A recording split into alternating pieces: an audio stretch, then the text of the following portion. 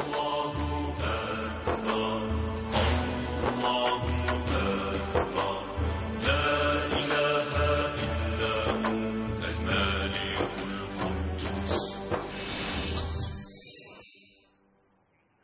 اللہ الرحمن الرحیم ان اللہ و ملائکتہ یصلون علی النبی یا ایھا الذین آمنوا صلوا علیہ وسلموا تسلیما اللہم صل علی سیدنا و نبینا و شفیعنا و مولانا محمد وعلی آل محمد وبارک وسلم۔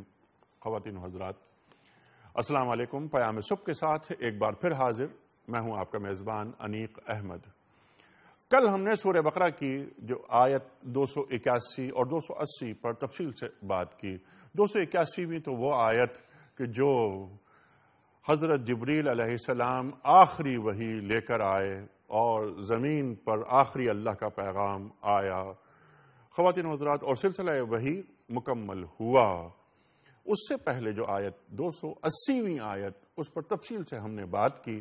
خواتین و حضرات، بات کیا کی جا رہی ہے کہ قرض دار کو سہولت دو، اس کا ہاتھ کھلنے تک اسے مہلت دے دو۔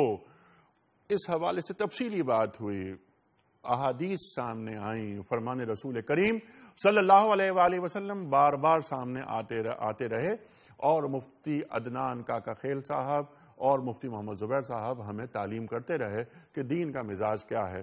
بس ایک ترتیب جو اللہ تعالیٰ ارشاد فرما رہا ہے، آپ کو یاد ہے کہ انفاق کے حوالے سے بات ہوئی تھی، زکوٰۃ، خیرات، انفاق، صدقات، اور اس کے فوری بعد پھر بات ہو گئی سود کے حوالے سے۔ انفاق اور سود ایک دوسرے کی ضد، کیسا قرآنی معاشرہ دیکھنا چاہتا ہے اللہ تعالیٰ۔ اس کے بعد فوراً بات آ گئی قرض کے حوالے سے کہ قرض دار کو مہلت دو تاکہ اس کا قرضہ آسانی سے اتر آئے، لیکن اگر تم صدقہ کر دو تو سبحان اللہ سبحان اللہ، یہ بہت بہتر ہے۔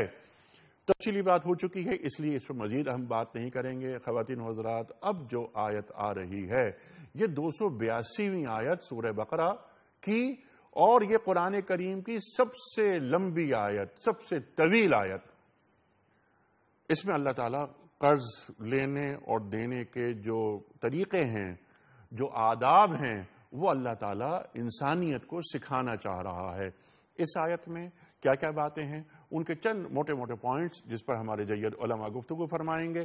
نمبر 1، اللہ تعالیٰ ارشاد فرما رہا ہے کہ جب بھی تم قرضہ لین دین کرو قرضے کا تو ایک میعاد طے کر لو۔ نمبر 2، دستاویز بناؤ، تحریر کر لو۔ اور تحریر کون کرے گا؟ جو قرض لے رہا ہے، جو قرض لے رہا ہے، جو قرض دے رہا ہے وہ نہیں، جو قرض لے رہا ہے وہ اسے تحریر میں لے کر آئے۔ جو تم میں سے لکھا پڑھا ہو اس سے کہا جائے تو وہ منع نہ کرے۔ پھر خواتین حضرات، ایک بات، بہت اہم بات جو بار بار گفتگو میں آتی ہے، بلکہ اسے بات کا پتنگڑ بنا دیا جاتا ہے کہ یہ عورت کی گواہی۔ یہاں پر قرآن کریم ارشاد فرماتا ہے کہ تم 2 مردوں کو گواہ بنا لو، اور اگر 2 مرد نہیں ملتے تو 1 مرد اور 2 عورتیں۔ بہت سے جو جدیدیت پسند ہیں وہ اس پر بات کہتے ہیں کہ جناب والا یہ اس میں عورت کی تحقیر شامل ہے۔ ہم کہتے ہیں اور قرآن یہ کہتا ہے کہ یہ عورت کی تعظیم ہے، یہ عورت کی تحقیر نہیں ہے۔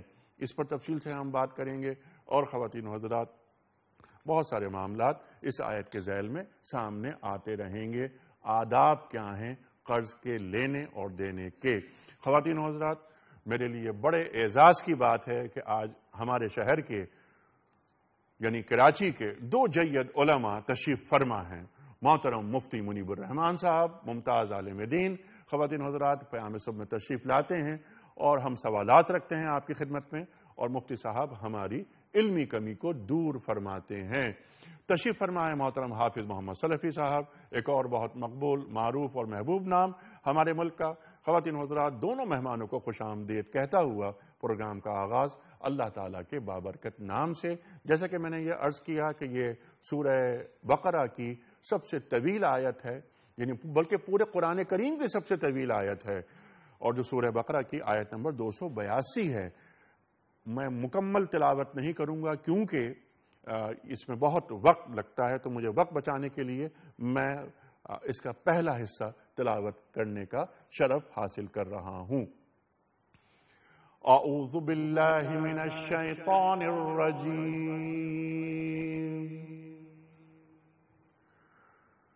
بسم اللہ الرحمن الرحیم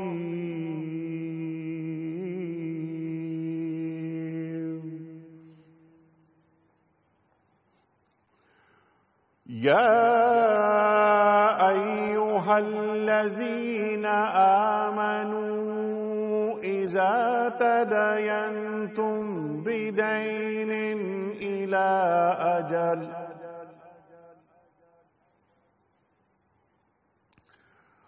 الى أجل مسمى فاكتبوه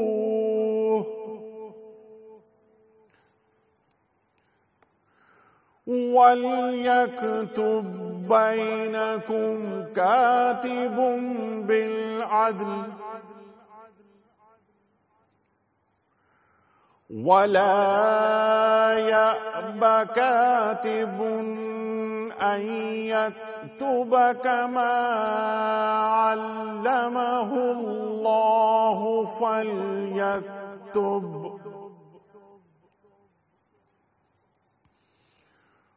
وليملل الذي عليه الحق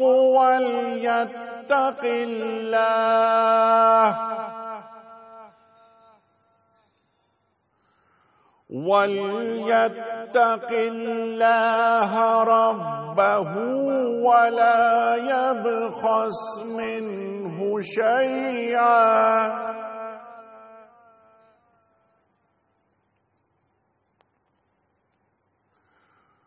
فإن كان الذي عليه الحق سفيها أو ضعيفا أو لا يستطيع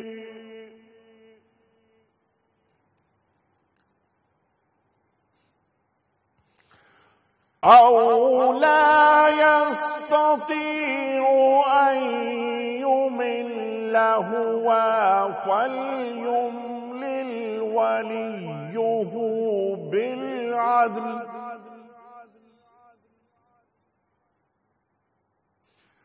واستشهدوا شهيدين من رجالكم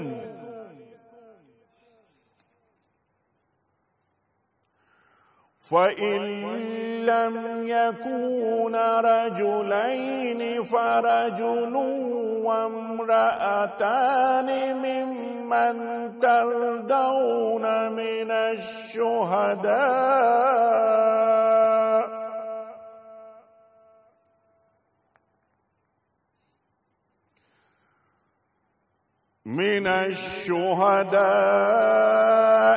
أن تدل إحداهما فتذكر إحداهما الأخرى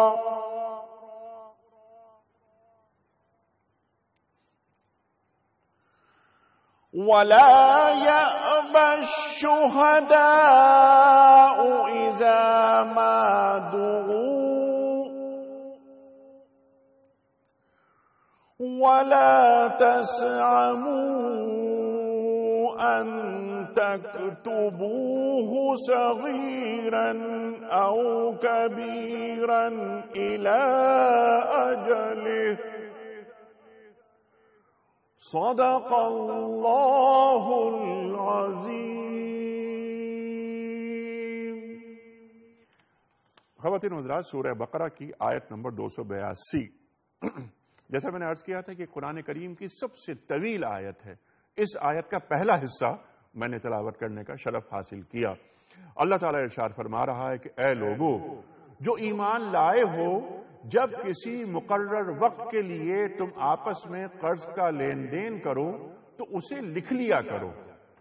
فریقین کے درمیان انصاف کے ساتھ ایک شخص دستاویز تحریر کرے جسے اللہ نے لکھنے پڑھنے کی قابلیت بخشی ہو، اسے لکھنے سے انکار نہیں کرنا چاہیے۔ وہ لکھے اور املا وہ شخص کرائے جس پر حق آتا ہے، یعنی قرض لینے والا، اور اسے اللہ اپنے رب سے ڈرنا چاہیے کہ جو معاملہ طے ہوا ہو اس میں کوئی کمی بیشی نہ کرے، لیکن اگر قرض لینے والا خود نادان یا ضعیف ہو یا املا نہ کرا سکتا ہو تو اس کا ولی انصاف کے ساتھ املا کرائے۔ پھر اپنے مردوں میں سے 2 مردوں کو اس پر گواہی کرا لو، اور اگر 2 مرد نہ ہوں تو 1 مرد اور 2 عورتیں ہوں، تاکہ ایک بھول جائے تو دوسری اسے یاد دلا دے۔ یہ گواہ ایسے لوگوں میں ہونے چاہیے جن کی گواہی تمہارے درمیان مقبول ہو۔ گواہوں کو جب گواہ بننے کے لیے کہا جائے تو انہیں انکار نہیں کرنا چاہیے، معاملہ خواہ چھوٹا ہو یا بڑا۔ صدق اللہ العظیم الآیہ۔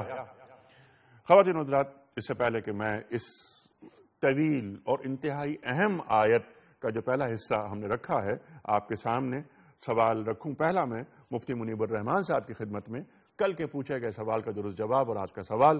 کل کا سوال یہ تھا کہ حضرت موسیٰ علیہ السلام کا حضرت ہارون علیہ السلام سے کیا رشتہ تھا؟ درست جواب، آپ دونوں سگے بھائی تھے۔ آج کا سوال نوٹ فرما لیجئے۔ حدیث شریف میں مومن کی معراج کسے قرار دیا گیا ہے؟ 3 آپشنز، نماز، روزہ، زکوٰۃ، 3 آپشنز۔ ایک ٹپ میں آپ کو دے دیتا ہوں، حدیث کے الفاظ ہیں الصلاۃ معراج المومنین۔ خواتین و حضرات، اب آپ جو درست آپشن سمجھتے ہوں روانہ فرمائیے۔ ہمارے فون نمبرز ہیں 009221343009080 اور 981۔ ہمارا ای میل ایڈریس ps@duniatv.tv۔ ہمارا SMS کا نمبر 3031۔ پروگرام کا آغاز کرتے ہیں محترم مفتی منیب الرحمان صاحب سے۔ مفتی صاحب، یہ آیت 282، ایک تو اس آیت کی ذرا آپ بتائیے کہ اس کی اہمیت، اس کی حساسیت، اس میں اللہ تعالی ہم سے مخاطبت کیا فرما رہا ہے، اور جو ہمیں آداب قرض لین دین جو سکھا رہا ہے اس کا مغز کیا ہے؟ ارشاد۔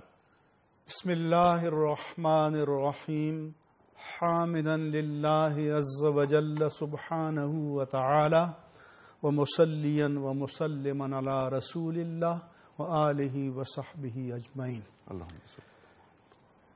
اس آیت کو اصطلاح مفسرین میں آیت مداینہ کہتے ہیں کہ فریقین کا آپس میں دین پر مبنی لین دین کا معاملہ کرنا۔ یہاں ضمناً یہ بات عرض کر دوں کہ ترجمے میں قرض کا لفظ استعمال ہوتا ہے، لیکن اصطلاحی اعتبار سے قرض اور دین میں فرق ہے۔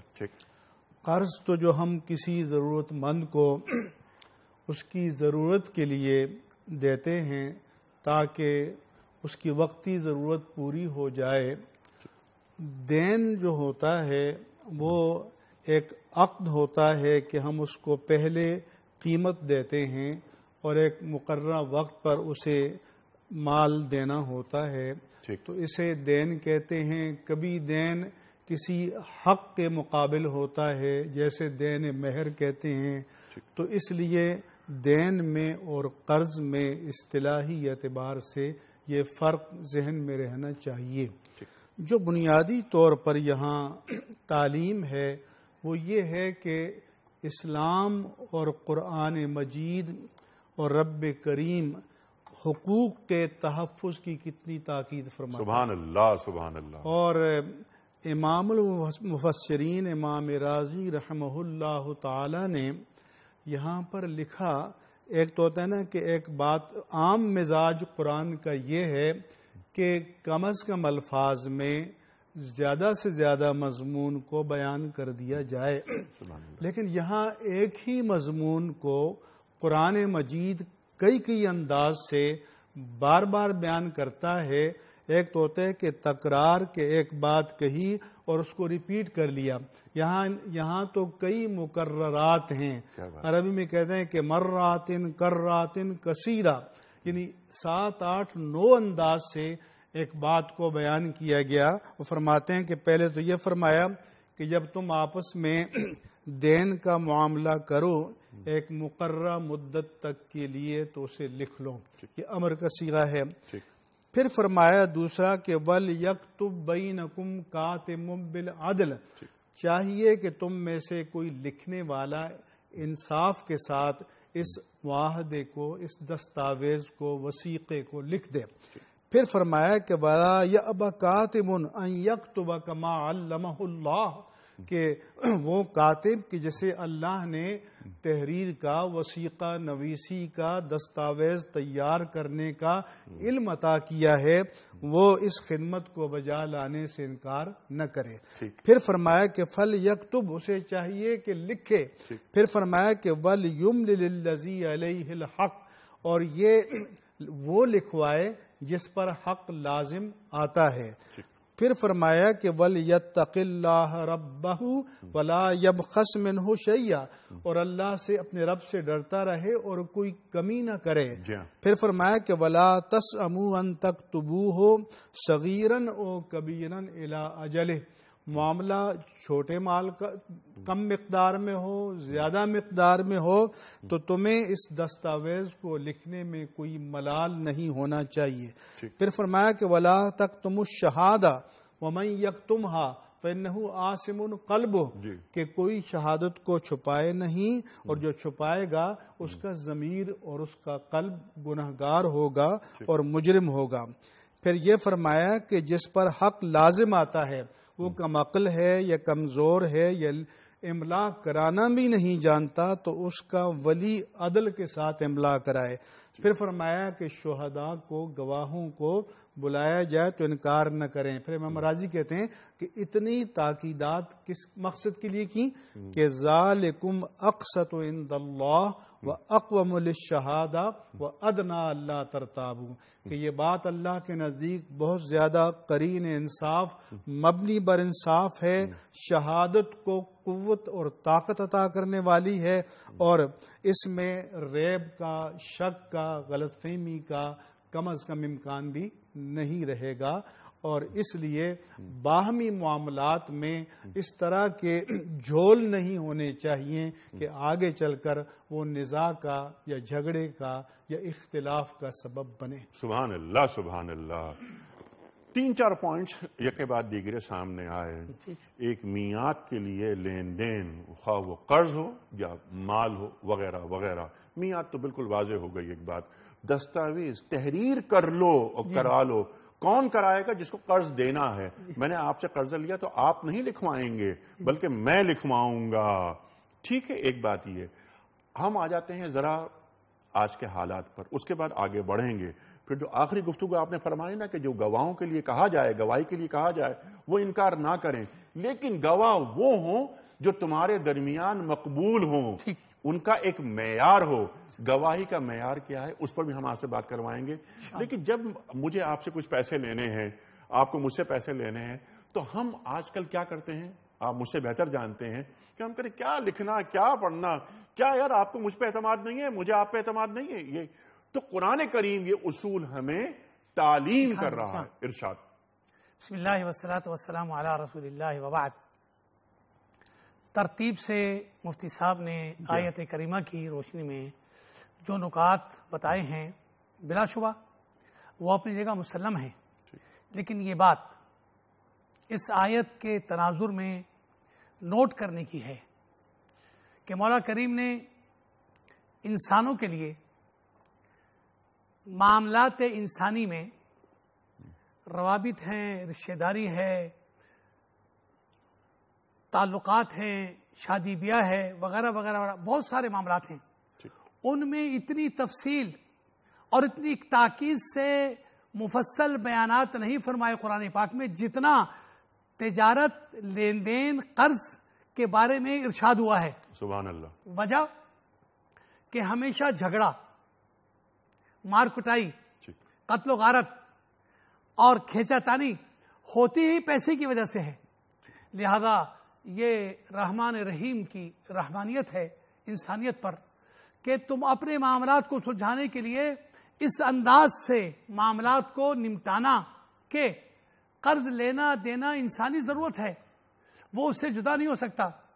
لہذا اور ہاں، معاملات میں صدقہ و خیرات کرنا گاہے بگاہے ہوتا ہے، ہمیشہ نہیں، لیکن انسان کی ضرورت ہمیشہ رہتی ہے۔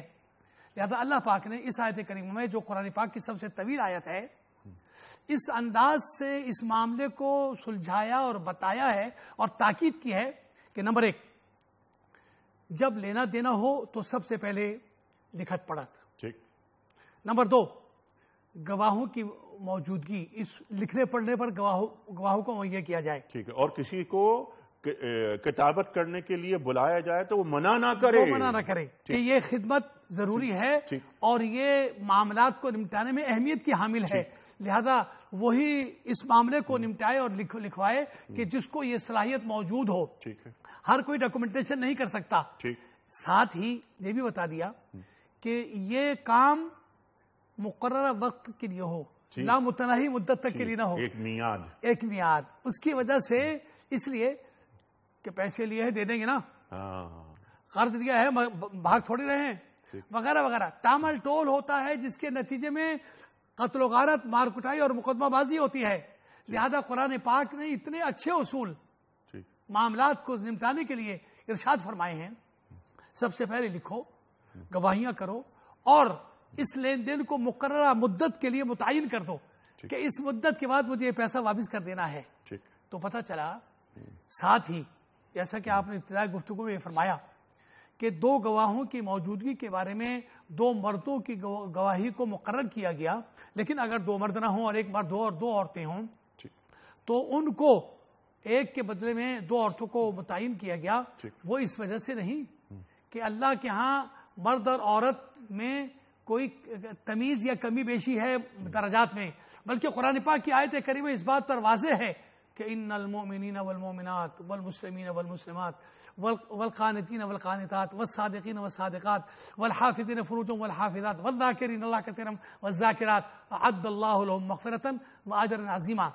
اللہ نے مرد کا حق، عورت کا حق، مرد کا معیار، عورت کا معیار، ہر ایک کو اپنی اپنی جگہ بیان فرمایا، لیکن یہاں چونکہ معاملات مالی ہیں اور مالی معاملات میں خواتین خاص طور پر اپنے گھر کے معاملات کو زیادہ سمجھتی ہیں، کچن کو زیادہ سمجھتی ہیں، سہیلیوں کو زیادہ سمجھتی ہیں، کپڑا اور سکھار کو زیادہ سمجھتی ہیں، لیکن تجارت بلا شبہ یہ مردوں کا کام ہے اور مرد ہی اس کو زیادہ سمجھتے ہیں، لہذا مردوں کو 2 گواہیوں کی حیثیت سے متعین فرمایا گیا، اور اگر کبھی ایسا ہو کہ ایک مرد ہو اور ایک دوسرا مرد نہ ہو تو 2 عورتوں کو، اور اس کی تعلیل اور وجہ بھی قرآن پاک میں بیان فرمائی ہے کہ تم میں سے کوئی ایک بھول جائے معاملے کو سلجھاتے وقت کہ نہیں بات اتنی تھی، اتنا پیسہ تھا یا اتنا وقت تھا، اتنی مدت تھی، تو دوسری یاد دلا دے کہ نہیں ایسا نہیں، ایسا تھا۔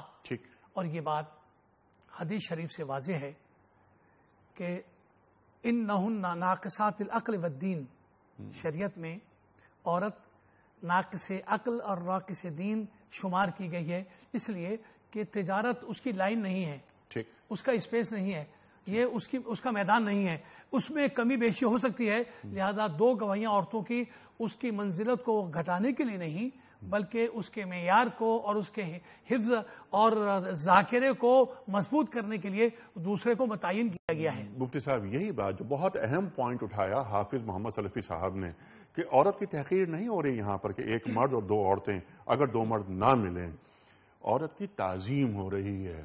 عورت کا مقام کیا ہے؟ کورٹ کچہری میں کھینچا جائے عورت کو؟ کیا ایک شریف عورت یہ پسند کرے گی؟ وہ ارشاد فرمائیے کہ یہاں اللہ تعالیٰ ہمیں کیا تعلیم کر رہا ہے؟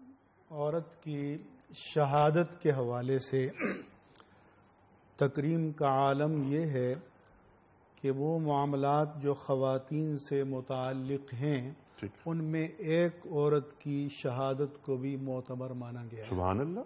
مثلا زچگی کا معاملہ ہے اور جو بھی مثلا گائنیکالوجسٹ ہے جس کے ہاں بچے پیدا ہوئے، 2 عورتوں کے بچے پیدا ہوئے تو کون بچہ کس کا ہے تو وہ ایک ہے، اس کی شہادت کو مانا جائے گا۔ اس طرح سے ہمارے فقہاء کرام نے ایسی کئی مثالیں دی ہیں کہ جہاں پر ایسے معاملات میں ایک خاتون کی شہادت کو بھی تسلیم کیا جائے گا۔ یہاں جو مسئلہ ہے، چونکہ اسلام ہر دور کے لیے ہے، اسلام قیامت تک کے لیے ہے، ہر طرح کے حالات کے لیے ہے، تو ظاہر ہے کہ شہادت جا کر قاضی کے سامنے عدالت میں دینی ہوتی ہے، شاہد کو گھر سے نکل کر وہاں جانا ہوتا ہے۔ آج کل طرح طرح کی کراس کوشچننگ اور جرح ہوتی ہے، حجاب شرعی کے مسائل ہیں، تو عورتوں کے لیے نسبتاً مشکلات ہوتی ہیں۔ اور اب ہم تو اس دور میں ہیں کہ مرد کو بھی جا کر گواہی دینا مشکل لگ رہا ہے۔ ٹھیک ہے، آپ نے یہاں پر بات اٹھائی، بہت اہم بات، اہم پوائنٹ کہ کراس کوشچننگ ہوتی ہے، تو اس میں اگر ایک مرد کھڑا ہو اور وہ تابڑ توڑ سوالات کے جواب بات دینا، اس کو پڑ جائیں، جھیل رہا ہو سوالات، تو وہ بھی بعض اوقات گھبرا جاتا ہے۔ بالکل چہ جائے کہ ایک عورت کھڑی ہو کٹہرے میں اور اس پر مخالف وکیل سوالات داغتا رہے، چاروں طرف مرد کھڑے ہوں، چاروں طرف مرد کھڑے ہوں، تو عورت کا مقام، عورت کو ایک تحقیر نہیں بلکہ تعظیم کر کے اسے گھر تک رکھا گیا ہے۔ کرنا فی بیوتکننا، کہ تم گھروں میں قرار کرو، یہ معاملات مرد کے ہیں۔ اور ایک اور بات، آپ کی بات کو آگے بڑھاتے ہوئے، یہ گواہی اختیاری ہے، یہ ہنگامی نوعیت کی گواہی نہیں، جیسے کہ آپ نے فرمایا کہ زچگی کے مسائل ہوں گے یا کوئی ایک واقعہ گرلز ہاسٹل میں پیش آ جاتا ہے، تو وہاں تو خواتین ہی ہیں، تو گواہیاں عورتوں کی ہی آئیں گی۔ ارشاد۔ یہ شہادت یقیناً اختیاری ہے، اور یہ بھی اجازت دے دی گئی اس آیت کی کہ ممن ترضون من شہدائکم، کہ جن کو تم پسند کرتے ہو، جو تمہارے نزدیک ٹرسٹ وردی یا قابل اعتماد ہیں، یا یوں کہہ لیجئے کہ کل جب آپ کو ضرورت ہوگی تو وہ دستیاب ہوں گے، تو آپ کو یعنی صاحب معاملہ کو یہ موقع دیا گیا ہے کہ وہ اپنی اس وقت کی سہولتوں کا تحفظ کرے کہ جب کوئی نزاع پیدا ہو جائے گا۔ تو دوسری بات یہ ہے کہ شہادت دینا ایک استحبابی عمل ہے، سوائے اس صورت کے کہ جب کسی کا حق مارا جا رہا ہو اور کسی ایک شخص کے پاس وہ شہادت ہے اور کوئی اور دستیاب نہیں ہے، تو تب کہا گیا ہے کہ وہ اس کے حق کی حفاظت کے لیے ضرور جائے اور گواہی دے۔ لیکن یہاں تو یہ ہے کہ یہاں موقع دیا جا رہا ہے کہ آپ اپنی پسند سے گواہوں کا انتخاب کر لیں تاکہ اصحاب معاملہ کے لیے آسانی ہو اور کوئی دشواری اور کوئی مشکل پیش نہ آئے۔ تو اور یہ بھی فرمایا کہ پھر جس کے پاس شہادت ہے تو پھر وہ اس کو چھپائے نہیں۔ وَمَن يَكْتُمْهَا فَإِنَّهُ آثِمٌ قَلْبُهُ، کیوں کہ شہادت پر لوگوں کے حقوق کے تحفظ کا مدار ہوتا ہے۔ سبحان اللہ۔ تو اس لیے اگر کوئی شہادت قاضی میں کے سامنے عدالت کے معیار پر پورا اتر جائے تو پھر قاضی کے لیے اس کو ماننا ضروری ہوتا ہے۔ ٹھیک ہے، یہ بہت اہم پوائنٹ، عدالت کے اور قاضی کے معیار پر پورا اتر جائے، اس کا مطلب یہ ہے، نقطہ یہ سامنے آیا کہ ہر آدمی گواہی کے لائق نہیں ہوتا، ایک گواہ کا معیار بھی دین متعین کرتا ہے۔ وہ معیار کیا ہے وہ میں رکھوں گا سوال آپ کے سامنے، لیکن میں چاہ رہا ہوں کہ یہاں یہ بات بہت اہم جو مفتی صاحب نے فرمائی، دو تین باتیں سامنے ہم لانا چاہ رہے ہیں۔ ایک بات تو یہ کہ حدود اور قصاص کی بات ہوتی ہے، دیت کی بات ہوتی ہے، وہاں بھی عورت کی گواہی کو قبول نہیں کیا جاتا۔ ارشاد۔ کیا ناانصافی نہیں ہے یہ عورت کے ساتھ؟ بات یہ ہے کہ شریعت نے عورت کو جو مقام عطا فرمایا ہے اس کی اہمیت کو سمجھنے کے لیے اللہ کے رسول کی یہ حدیث اس موقع کی مناسبت سے یہ کرنی ضروری ہے کہ آپ کی خدمت میں ایک کیس آتا ہے، معاملہ آتا ہے کہ یا رسول اللہ، میں نے اس عورت سے شادی کری ہے، لیکن ایک بڑی بھی بیچ میں آ گئی، وہ کہتی ہیں کہ میں نے تجھے دودھ پلایا اور اسے بھی دودھ پلایا، تم دونوں تو بھائی بہن ہو۔ میں میری شادی، میری بیوی، میں اس بڑی بیوی کو بلاؤ، آئی، انہوں نے گواہی دی، تو آپ نے فرمایا کیف وقت قیلا، تم دونوں کا نکاح نہیں ہو سکتا، اس کو طلاق دے دو۔ اس لیے کہ جس نے دودھ پلایا اس کی بات اتھینٹک ہے، معتبر ہے کہ اسی کی بات مانی جائے گی، اور تو پتہ چلا ایک گواہی کو پورا مانا گیا، اکوری عورت کے بات کو اتنا اہمیت دی گئی کہ پورا خاندان، پورا رشتہ منقطع کر دیا گیا، اس لیے کہ وہ ایسے موقع پر اس کی گواہی بہت زیادہ اہمیت کی حامل ہے۔ رہی یہ بات کہ قصاص اور حدود کے معاملے میں بلا شبہ خواتین آج کے دور کی طرح نہیں، کہ مسجد کے علاوہ ہر جگہ خاتون موجود ہیں. زندگی کا کوئی مقام، کوئی مرحلہ نہیں ہے کہ جہاں عورت نہ گھسی ہوئی ہو اور اپنے آپ کو شامل نہ رکھتی ہو. لیکن اللہ کے گھر میں آنا اور درس و تدریس کو سننا اور کتاب و سنت سے آگاہی لینا اور دین کے لیے اپنے آپ کو مسلمان بننے کے لیے صلاحیت اختیار کرنا، اس کے لیے ہمارے پاس نہ اجازت ہے نہ ٹائم ہے. ٹھیک ہے. حالانکہ لیکن نہیں مولانا، ہم حالات حاضرہ کو ڈسکس نہیں کر رہے ہیں. میں اسی کی طرف دین آ رہا کا ہوں. اصول کیا ہے؟ اصول بتانا چاہ رہا ہوں کہ اللہ رب العالمین نے قرآن پاک میں ان معاملات کے لیے جو اصول متعین فرمائے ہیں، اس میں جی عورت کی گواہی مرد کے مقابلے میں عادی اس لیے ہے کہ وہ لڑائی جھگڑوں میں ملوث نہیں. عادی بھی نہیں ہے. حدود اور قصاص میں کیا گواہی جائز ہے مفتی صاحب؟ ہاں، معتبر نہیں ہے. معتبر نہیں ہے.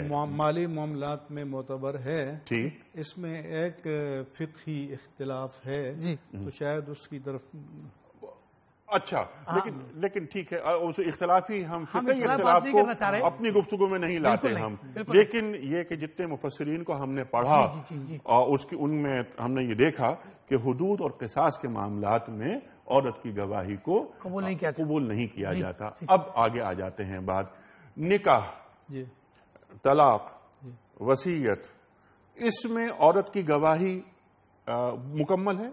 ہاں، یہ بھی چونکہ عقود ہیں. ٹھیک. اور عقد میں یہی ہے کہ اگر نکاح میں بھی ایک مرد اور دو عورتیں گواہ ہوں تو وہ ہو جائے گا، نکاح جائز طور پر منعقد ہو جائے گا. ٹھیک ہے. یعنی نکاح میں بھی، لیکن گواہی نکاح میں بھی عورت کو آدھی، یعنی دو عورتوں کی ایک گواہی. جی ہاں، بالکل. دو عورتوں کی ایک گواہی. ٹھیک. اچھا، اب یہ سوال یہ پیدا ہوتا ہے یہاں پر کہ نکاح کے معاملے میں دو عورتوں کی، حالانکہ مالی معاملات تو وہاں نہیں ہے، تو پھر کیوں آدھی گواہی رکھی گئی ہے؟ اصل میں ان کو کہتے ہیں عقود، کانٹریکٹس. اچھا. تو جو عقود ہیں، کانٹریکٹس ہیں، اور یہ مالی معاملہ بھی ایک کانٹریکٹ ہوتا ہے، تو اس میں عورت کی گواہی معتبر ہے. لیکن معیار یہی ہے کہ فرجل وامرأتان. اچھا. اور نکاح میں بھی یہی معیار، یعنی قرآن کریم کی یہ آیت وہاں بھی اپلائی ہوگی عقود میں سارے میں. ٹھیک ہے. یہی بات، اچھا، بالکل یہی بات ٹھیک. صحیح ہے. یہ بات بالکل صحیح ہے، متفق علیہ ہے. متفق علیہ. علیہ. سبحان اللہ، سبحان اللہ. الحمدللہ. اب ذرا صاحب یہ فرمائیے، آپ اس پر تفصیل سے گفتگو آپ دونوں حضرات نے عطا فرما دی. اور کنکلوژن کیا؟ عورت کی تحقیر نہیں ہو رہی، عورت کی تعظیم ہو رہی ہے، اس کا مرتبہ بلند ہو رہا ہے، اس کو مقام اور منصب دیتا ہے دین. عورت کو تحقیر کی نگاہ سے دین نہیں دیکھتا. ہمارے دین نے جتنا عورت کو کے مقام کو بلند کیا ہے کسی نے نہیں کیا. یہ ایک بنیاد ہے اس بات کی. اب یہ جو مفتی صاحب نے ارشاد فرمایا تھا کہ گواہ بھی وہ کہ جن کو قاضی بھی قبول کرے، عدالت بھی قبول کرے، ان گواہوں کا بھی ایک معیار ہونا چاہیے. دین گواہ میں کون سی خوبیاں دیکھنا چاہتا ہے؟ سب سے پہلی خوبی گواہ میں صداقت اور سچائی کا معیار ہے. سبحان اللہ. کہ اس کے اوپر جھوٹ بولنے کی تہمت تو نہیں لگی ہوئی، ٹھیک. یا اس نے کسی گناہ کبیرہ کا ارتکاب تو نہیں کیا، ٹھیک. یا یہ اپنے معاملات میں شریعت کے جو اصول متعین ہیں ایک مرد صالح، مرد نیک ہونے کے ناطے سے اس کے معیار کے مطابق، جیسا کہ حضرت عمر بن خطاب رضی اللہ تعالیٰ عنہ کے سامنے جو گواہی دی گئی تو آپ نے فرمایا کیا تو نے اس کے ساتھ کبھی خرید و فروخت کی ہے یا پڑوس اختیار کیا ہے یا سفر کیا ہے تو تیری گواہی قبول ہو سکے گی. اگر ایسا نہیں تو پھر تجھے اس کے بارے میں کچھ پتہ نہیں، لہذا اس کی گواہی قابل قبول نہیں ہے. تو پتہ چلا کہ سچا اور صادق ہونا، امین ہونا، معاملات میں ٹھیک ٹھاک ہونا اور اپنی اچھی شہرت رکھنا، یہ ایک بنیادی شرط ہے گواہی دینے والے کے لیے. لہذا جج یا قاضی اسی کی گواہی کو قبول کرے گا. پوچھے گا آپ 5 وقت کے نمازی ہیں، آپ اللہ کی وحدانیت کا اقرار کرتے ہیں، نبی محمد صلی اللہ علیہ وسلم کو اپنا سچا نبی مانتے ہیں، اس لیے کہ آج نبی علیہ الصلاۃ والسلام کی نبوت میں کھوج لگانے والے بھی موجود ہیں کہ جو آپ کی نبوت اور رسالت کو پوری طرح تسلیم نہیں کرتے. لہذا گواہی میں اس بات کا اقرار کرا جائے گا کہ اشہد ان لا الہ الا اللہ کے ساتھ ساتھ اشہد ان محمد رسول اللہ پر آپ کا ایمان ہے. سبحان اللہ. پھر آپ کے اندر ارکان اسلام کی پابندی کا طور طریقہ ہے اور آپ کی شہرت سچائی اور ایماندار کی ہے تو ٹھیک ہے، آپ سدا معیار گواہی پر پورے اترتے ہیں اور آپ کی گواہی لی جائے گی.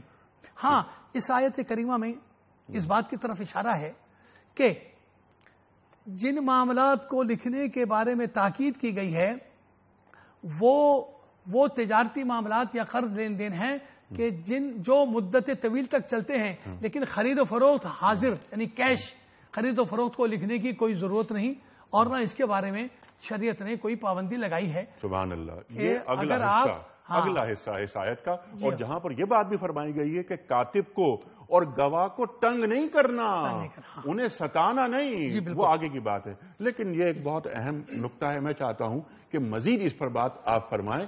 گواہ کا معیار آج ہمارے پاس کیا ہوتا ہے مفتی صاحب؟ آپ ہم سے بہتر جانتے ہیں کہ راہ چلتا آدمی، اس کو بلا لیا گیا، وہ کیا ہے، اس کا کردار کیا ہے؟ جیسے آپ نے فرمایا اشہد ان لا الہ الا اللہ وحدہ لا شریک لہ واشہد ان محمدا عبدہ ورسولہ، معلوم ہو جی جانے کا اتفاق تو نہیں، اور اللہ تعالی حفاظت میں رکھے، ضرورت پیش نہ آئے، لیکن لوگ کہتے ہیں کہ پروفیشنل لوگ عدالتوں کے باہر ہوتے ہیں، ان کو کچھ پیسے دیے جاتے ہیں اور کچھ بیان رٹایا جاتا ہے، وہ جا کے کھڑے ہو جاتے ہیں، تو ایسے لوگوں کو تو جیل میں ڈالنا چاہیے کہ جو دوسروں کے حقوق کو چند پیسے لے کر پامال کریں۔ تو اس لیے بعض فقہا نے تو یہ کہا کہ شاہد کے لیے بھی وہی معیار ہے عدالت کا، تزکیے کا، کہ جو قاضی کے لیے ہونا چاہیے۔ اور یہ جو مولانا نے کہا کہ کبائر کا ارتکاب نہ کریں، اس میں بھی ظاہر ہے کہ جو کبائر کا علانیہ ارتکاب کرے گا تو اس کو لوگوں کو پتہ چلے گا، خلوت کی باتوں کا تو پتہ نہیں چلتا۔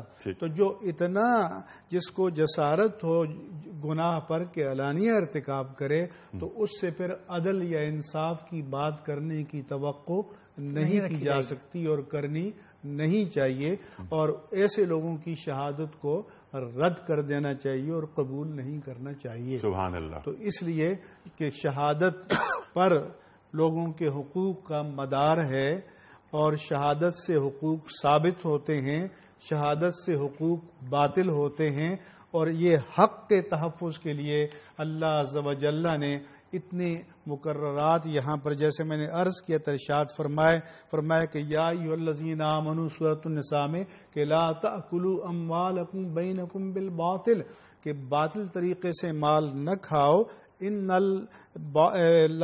فرمایا کہ الا ان تکون تجارتا عن تراض منکم، سوائے اس کے کہ باہمی رضامندی سے، میوچل کنسنٹ سے تم تجارت کرو۔ فرمایا کہ من یفعل ذلک عدوانا وظلما فسوف نصلیہ نارا، کہ جو باطل طریقے سے مال کھائے گا اور ظلم سے اور حق سے اور حد سے تجاوز کر کے کھائے گا، اس کو ہم جہنم کی آگ میں چھونک دیں گے۔ سبحان اللہ۔ مفتی صاحب، آپ نے جو بات فرمائی نا کہ گواہوں کے اتنے سخت معیارات ہمارا دین بتا رہا ہے، تو جب گواہوں کے اتنے سخت معیارات ہیں تو یہ سوچیے کہ قاضی کا معیار کیا ہوگا، جج کا معیار کیا ہوگا، کہ کیا ہمیں آج ایسے قاضی اور ایسے جج نصیب ہیں؟ ایک بات یہ۔ دوسری بات یہ کہ جب کسی کو ہم گواہ بنانے کے لیے کہتے، قرآن کریم فرما رہا ہے تو وہ انکار کر دیتا ہے کہ نہیں مجھے گواہ نہیں بناؤ بھائی، مجھے نہیں گھسیٹو اس چکر میں، مجھے کہاں پکڑ رہے ہو۔ تو قرآن کریم یہ ارشاد فرما رہا ہے کہ گواہ بننے میں پیچھے نہیں ہٹنا، گواہ بننا۔ یہ ذرا تعلیم کیجئے امت کو آپ۔ میں سمجھتا ہوں کہ اس کو دو پہلوؤں سے ہمیں دیکھنا چاہیے کہ جب ایسا دور آ جائے کہ قرآن کے اور اسلام کے احکام پر عمل کرنے میں لوگ خطرات محسوس کریں اور پہلو تہی کریں، تو پھر اس دور سے اللہ کی پناہ مانگنی چاہیے۔ اور ہم آج کل تقریباً اسی دور میں ہیں کہ سامنے واقع ہو رہا ہو تو سب پہلو تہی کرتے ہیں، کہ یہاں تک کہ اگر کوئی ایکسیڈنٹ ہوا تو لوگ اس کو گاڑی میں بٹھا کر ہاسپٹل نہیں جاتے، کیونکہ پہلے اسی کو پکڑ لیں گے۔ آپ بتائیے۔ تو وہ جو انسانی خدمت رضاکارانہ طور پر کرنی چاہیے اور ہر انسان کو کرنی چاہیے، جب وہ 10 مرتبہ اس کو تھانوں میں اور عدالتوں میں بلایا جائے گا تو آئندہ وہ توبہ کرے گا اور اپنی اولاد کو بھی وصیت کرے گا۔ تو اس لیے یہ نظام کی ذمہ داری ہے، اجتماعی نظام کی ذمہ داری ہے کہ عدل کے لیے اور شہادت کے لیے حالات کو سازگار بنائے، عادل کو بھی تحفظ ملے اور شاہد کو بھی تحفظ اور ملے، کاتب کو بھی تحفظ ملے سب کو کہ جو معاہدہ لکھ رہا ہے، جو لین دین کو لکھ رہا ہے۔ محمد سلفی صاحب یہ بات کے ساتھ گواہ بنو، گواہ بننے کے لیے دین فرماتا ہے۔ مفتی صاحب نے کیا اچھی بات فرمائی کہ نظام کیا ہو گیا ہے، الٹی باتیں ہو گئی ہیں۔ جو دین کہتا ہے، جو دین کو مطلوب ہے، ہم اس سے گریزاں، اور جو دین کہتا ہے کہ نہیں یہ نہ کرو، ہم اس پر عمل پیرا ہو جاتے ہیں۔ کل بات ہو رہی تھی کہ سرکار دو عالم فرما رہے ہیں صلی اللہ علیہ وآلہ وسلم، اور اس پر رحمتیں نازل ہوں گی کہ جو ایک سودا خرید لیا ایک صاحب نے، میں نے یا آپ نے، اور میں اسے واپس کر دیتا ہوں، میں غلطی سے یہ سودا لے کر آ گیا ہوں، یہ آپ رکھ لیجیے یا مجھے پسند نہیں آیا۔ ہمارے پاس کیا ہے کہ نہیں، جو چیز آپ نے مجھ سے خرید لی وہ واپس نہیں ہو سکتی، جبکہ مغرب کیا کر رہا ہے؟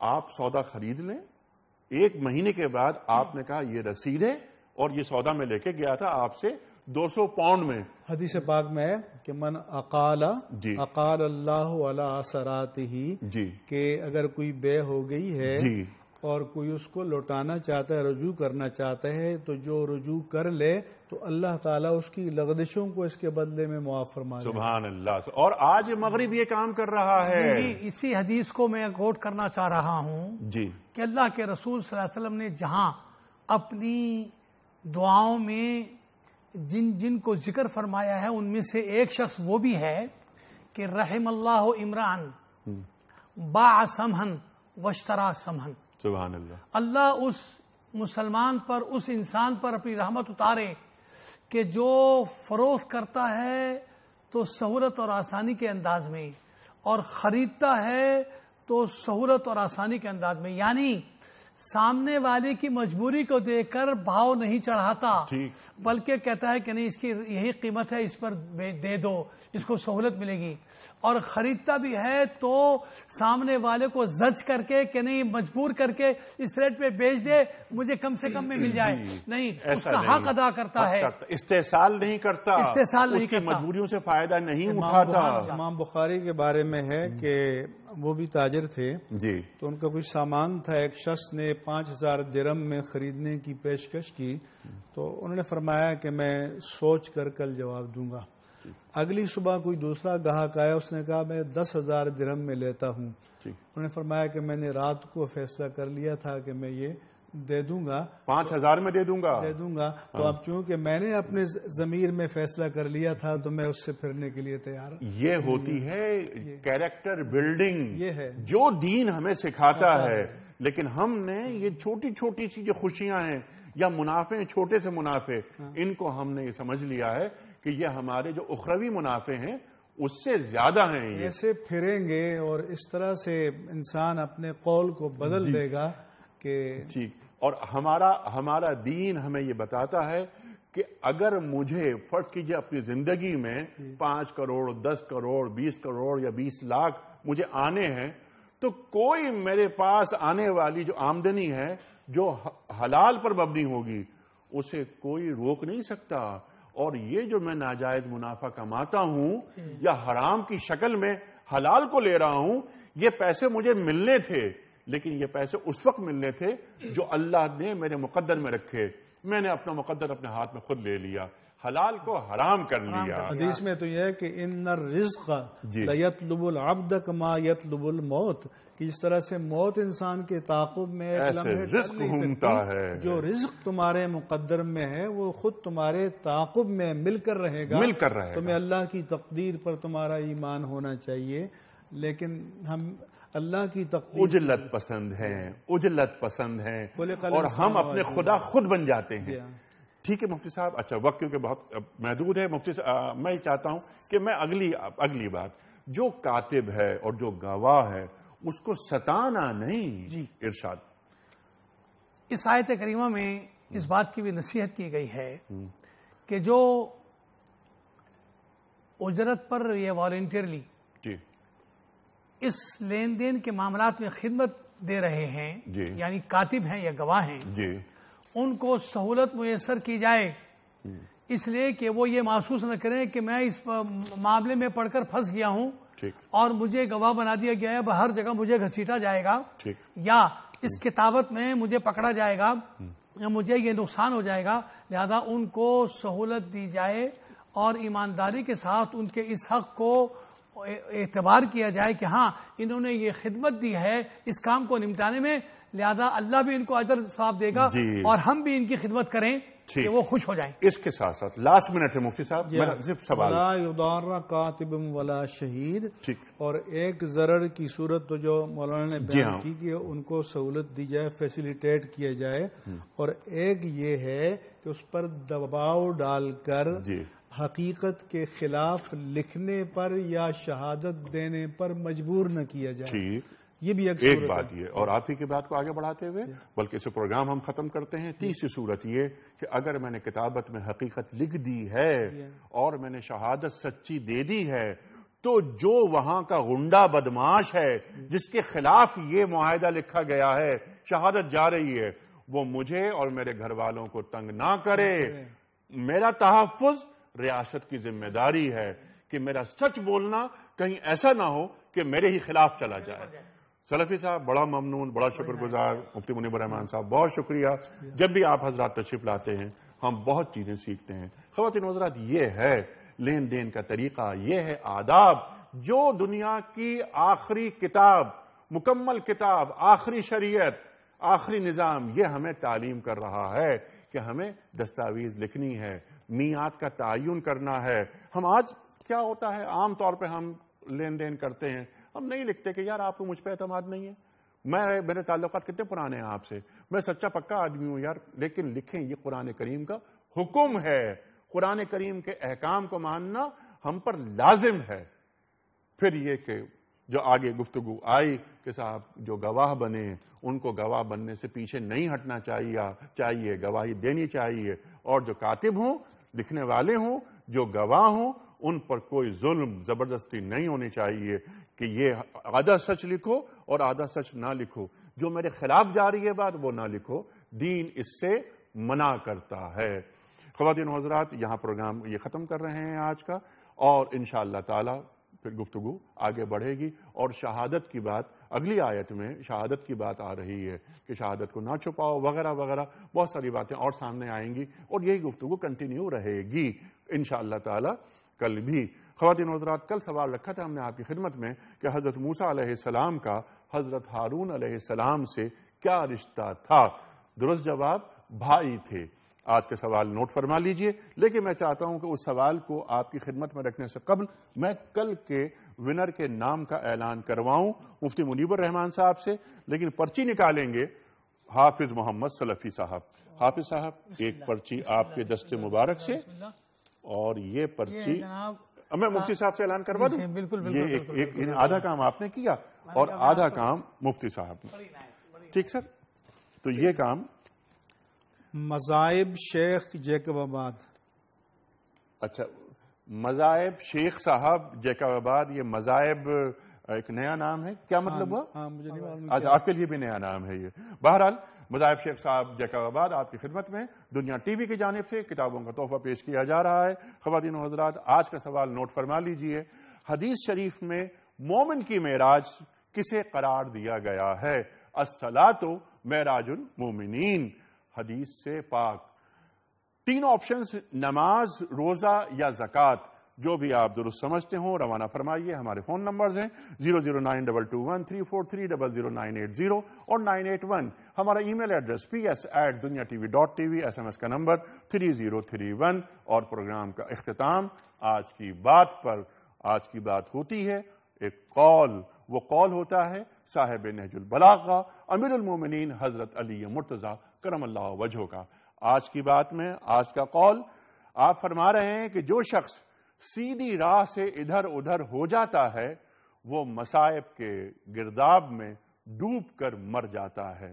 جو شخص سیدھی راہ سے ادھر ادھر ہو جاتا ہے وہ مصائب کے گرداب میں ڈوب کر مر جاتا ہے. اسی لیے اللہ تعالیٰ نے ہمیں صراط مستقیم کے لیے دعا سکھائی، اہدنا الصراط المستقیم، اور روزانہ ہر نماز میں سورہ فاتحہ کو لازم کر دیا گیا. صراط مستقیم. انیق احمد کو اجازت. خدا حافظ.